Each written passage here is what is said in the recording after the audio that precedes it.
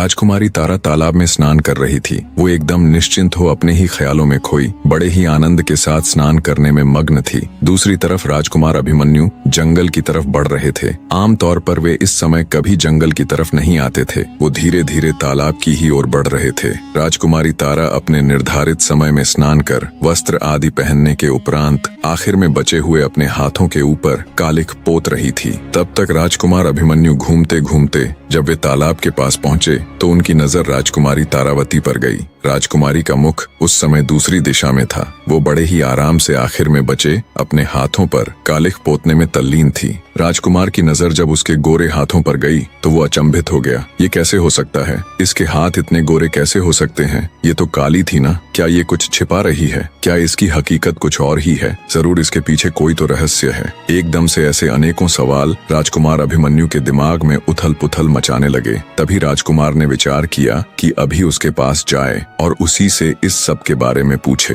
पर अगले ही पल वो कुछ सोचकर रुक गया। उसने विचार किया कि वो कल फिर से इसी समय यहाँ आएगा और पूरी सच्चाई का पता लगाएगा। इसी सोच के साथ राजकुमार अभिमन्यु ने चुपचाप अपना घोड़ा वापस मोड़ लिया और जरा सा भी शोर किए बिना वहां से चला गया। रात को उसे ठीक से नींद भी नहीं आई। बार बार उसकी आंखों के सामने चंदा के हाथों की छवि उभर कर आ रही थी। आखिर एक कुरूप स्त्री के हाथ इतने सुंदर कैसे हो सकते हैं? इन्हीं विचारों की उधेड़-बुन में करवटें बदलते बदलते सुबह हो जाती है। सच्चाई का पता लगाने के लिए राजकुमार अभिमन्यु कल बीती घटना के समय से बहुत पहले ही जंगलों में चला जाता है और तालाब के पास झाड़ियों में छिप कर बैठ जाता है। दोपहर का समय हुआ तो गायों के रंभाने की आवाज उसके कानों में पड़ी। राजकुमार अभिमन्यु और अधिक सतर्क होकर बैठ जाता है। कुछ ही देर में राजकुमारी तारा गायों के साथ तालाब के निकट पहुंच जाती है। हमेशा की तरह उसने गायों को चरने के लिए छोड़ दिया और खुद तालाब के किनारे जा स्नान करने के लिए अपने वस्त्र उतारने लग जाती है।